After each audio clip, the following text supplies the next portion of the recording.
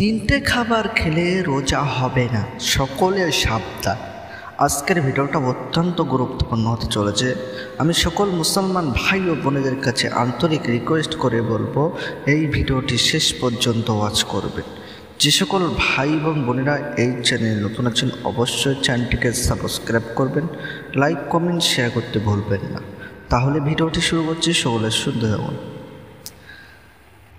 সেহরি করার সময় এই ভুলগুলো কখনোই করবেন না। ধরেন আপনি সকালে তো রোজা রাখছেন, আপনি ধরো 10টার পরে সেহরি করছেন, তাহলে কিন্তু আপনার রোজা হবে, কিন্তু যে সেহরির যে ফজিলতটা সেটা আপনি আদায় করতে পারছেন, সেটাই আপনি পাচ্ছেন। তাই এই ভুলগুলো করলে হবে না। আপনাকে সেহরি সঠিক নির্দিষ্ট টাইমে করতে হবে। তাহলে বুঝতে পেরেছেন প্রথম নাম্বার। দ্বিতীয় নাম্বার কি, অনেক ভাই বোনেরা আছে তারা মনে করে যে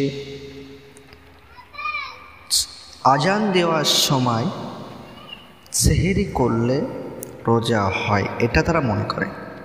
এটা একদম ভুল ধারণা। যখন মসজিদে আজান হয়ে যাবে তখন আপনি আর সেহরি করতে পারবেন না।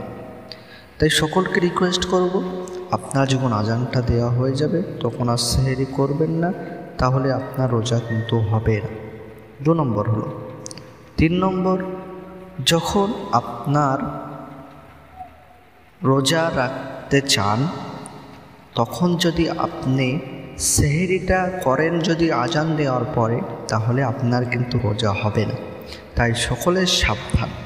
আশা করি বুঝতে পেরেছেন, সঠিক উত্তর পেয়েছেন। এই সময়গুলো আপনি সেহরি করলে আপনার রোজাটা কিন্তু হবে না। সকলের সাবধান। আশা করি বুঝতে পেরেছেন। ভিডিওটি এখানে শেষ করছি। ভালো লাগলে অবশ্যই চ্যানেলটিকে সাবস্ক্রাইব করুন। আসসালামু আলাইকুম ওয়া রাহমাতুল্লাহি ওয়া বারাকাতুহু।